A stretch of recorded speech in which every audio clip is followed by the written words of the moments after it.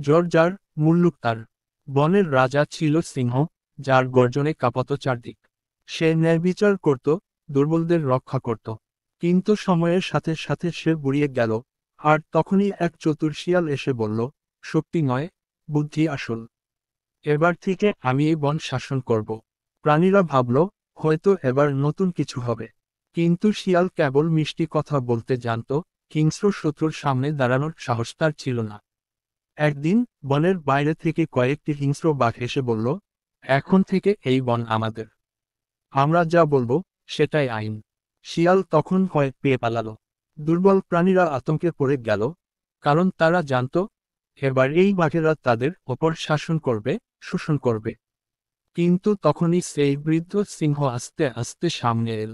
তার গায়ে বয়সের ছাপ, পায়ের শক্তি কমে গেছে, কিন্তু তার চোখে এখনো আত্মবিশ্বাসের দীপ্তি।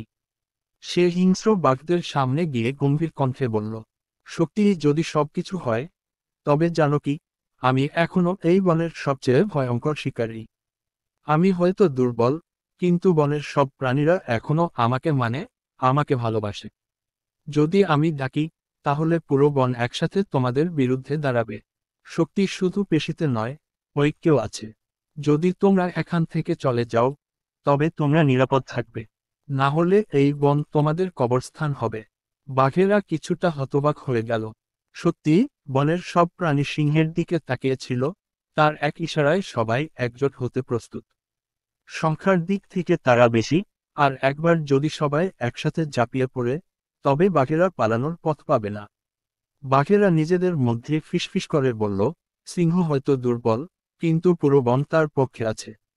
লড়াই করলে আমরাও বিপদে পড়ব, বরং এখান থেকে চলে যাই। বাঘেরা পরাজিত সৈন্যের মতো লেজ গুটিয়ে চলে গেল। বন আবার শান্ত হলো। তখন সবাই বুঝতে পারল, শুধু ব্যক্তিগত শক্তি দিয়ে নয়, বুদ্ধি ও ঐক্যের শক্তিতেও জয় আসে। আর সেই দিন থেকে বনের সবাই শিখল, জ্বর যার, মুল্লুক তার কথাটা সবসময় সত্যি নয়, যদি বুদ্ধি, সাহস আর ঐক্য থাকে। এক বিশাল বন, তার পাশে দাঁড়িয়ে এক উচ্চতম পাহাড়। পাহাড়ের শীর্ষে ছিল বাজের বাসা, আর বনজুড়ে ছড়িয়ে ছিল বুলবুলের রাজ্য। একজন ছিল আকাশের নির্ভীক শাসক, আরেকজন বনের মিষ্টি কণ্ঠস্বর। বাজ পাখির ডানা বিশাল, সে আকাশের উচ্চতায় উড়ে বেড়াত, তার চোখে কোনো কিছুই অদৃশ্য ছিল না। সেই শিকার ধরতে জানত, প্রবল বাতাসকেও জয় করতে পারত। অন্যদিকে বুলবুল ছিল ছোট্ট, কোমল হৃদয়ের পাখি। তার অস্ত্র ছিল না, কিন্তু তার গলায় ছিল মধুর সুর। সে ফুলের গন্ধে মেতে থাকত, গান গেয়ে গাছের পাতায় আনন্দ ছড়িয়ে দিত। একদিন প্রকৃতির রুদ্ররূপ দেখা দিল। কালো মেঘে ঢেকে গেল আকাশ, বজ্রপাতের শব্দে বন কেঁপে উঠল। প্রবল ঝড় বইতে শুরু করল, গাছের ডালপালা ভেঙে পড়তে লাগলো, নদীর জল ফুলে উঠল। বুলবুল ভয় পেয়ে গেল। সে একটি বড় গাছের ডালে বসে নিজেকে রক্ষা করার চেষ্টা করছিল, কিন্তু হঠাৎই ডালটি ভেঙে গেল। ঝড়ের প্রবল হাওয়ায় বুলবুল ছিটকে পড়তে লাগলো। ঠিক তখনই সে আকাশের দিকে তাকিয়ে দেখল, বাজ পাখি ঝড়ের মাঝেও সাহসের সঙ্গে উঠছে। প্রবল বাতাসকে জয় করে সে নিজেকে স্থির রাখছে। বুলবুল অবাক হয়ে ভাবল, এত ভয়ঙ্কর ঝড়েও বাজ কেমন নির্ভয়ে উঠতে পারছে। বুলবুল ভয়ে ভরা কণ্ঠে চিৎকার করল, বাজ, তুমি কি ভয় পাও না? এই ঝড় যদি তোমাকে আঘাত করে? বাজ উপর থেকে তাকিয়ে বলল, ঝড় তো আসবেই, কিন্তু ভয় পেলে আমি আর উঠতে পারবো না। বাতাসের বিপরীতে উঠতে হয়, তবেই সে তোমাকে নিয়ন্ত্রণ করতে পারবে না। বুলবুল বলল, কিন্তু আমি তোমার মতো নই, আমার শক্তি নেই, আমি তো শুধু গান গাইতে পারি। বাজ তখন বলল, তবে গাও, তোমার শক্তি তোমার সুরে।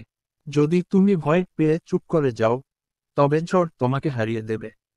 কিন্তু যদি তুমি গান গাও, তবে ঝড় তোমাকে থামাতে পারবে না। বুলবুল কিছুক্ষণ চুপ রইল। তারপর সে চোখ বন্ধ করে নিজের ভয় দূর করার চেষ্টা করল। ধীরে ধীরে তার ঠোঁট কাঁপতে লাগলো, আর এক সময় সে গাইতে শুরু করল। ঝড়ের গর্জনের মাঝেও বুলবুলের সুর ছড়িয়ে পড়ল বনজুড়ে। আশ্চর্যের বিষয়, তার গান শুনে বনের অন্য পাখিরাও ভয় ভুলে গাইতে শুরু করল। ঝড় তখনও থামেনি, কিন্তু সে ভয়াবহ রাতেও গান ছড়িয়ে পড়ল, যেন ভয়কে জয় করার বার্তা দিচ্ছে। বাজ মনে মনে হাসল। সে জানত, এই ছোট্ট পাখিটি আজ এক নতুন শিক্ষা পেল, শক্তির জন্য বড় হতে হয় না, শুধু নিজের উপর বিশ্বাস থাকতে হয়। রাত পেরিয়ে যখন সূর্য উঠল, তখন সব শান্ত হয়ে গিয়েছিল। ঝড়ের ধ্বংসের চিহ্ন চারপাশে থাকলেও বুলবুল জানত সে আজ আরো শক্তিশালী হয়েছে। বুলবুল বলল, আমি আজ বুঝলাম, সাহস কেবল শক্তির বিষয় নয়, এটা মন থেকে আসে।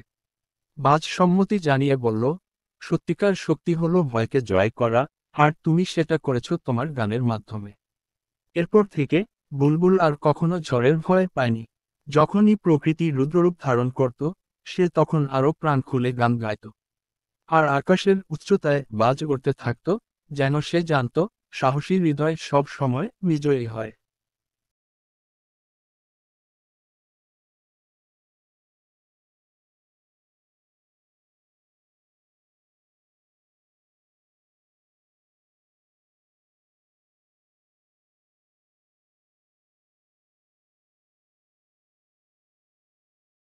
মা পাখির ত্যাগ। বনের গভীরে এক বিশাল বটগাছের ডালে বাসা বেঁধেছিল একটি চড়ুই পাখি, নাম ছিল চম্পা।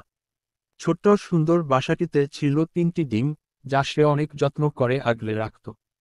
প্রতিদিন সকাল হলেই তার সঙ্গী রবি খাবারের সন্ধানে বেরিয়ে যেত, আর চম্পা ভালোবাসার পরশ দিয়ে ডিমগুলোর ওপর বসে থাকত, যেন একটু উষ্ণতায় তাদের নতুন প্রাণ জাগে। চম্পা আর রবি স্বপ্ন দেখত, তাদের ছানাগুলো বড় হবে, একদিন ডানা মেলে আকাশে উড়বে। কিন্তু প্রকৃতির নিষ্ঠুর নিয়মে সব স্বপ্ন পূরণ হয় না। একদিন গভীর রাতে আচমকা ঝড় শুরু হলো। প্রবল বাতাসে বটগাছ দুলতে লাগলো, গুড়ি গুড়ি বৃষ্টি এসে চম্পার পালক ভিজিয়ে দিল। সে ভয়ে কুঁকড়ে গেল, কিন্তু ডিমগুলোর কথা ভেবে এক মুহূর্তের জন্যও বাসা ছাড়ল না।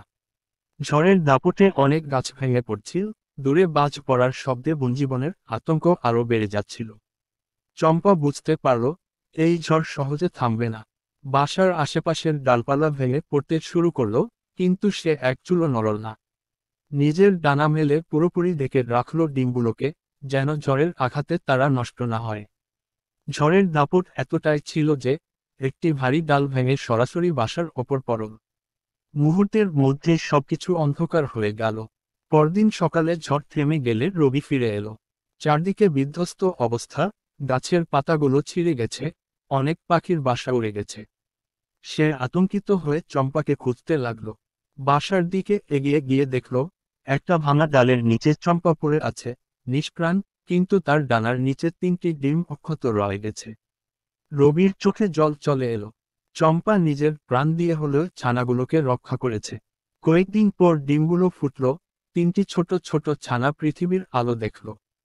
রবি তখনও বুঝতে পারেনি কিভাবে একা এত বড় দায়িত্ব সামলাবে।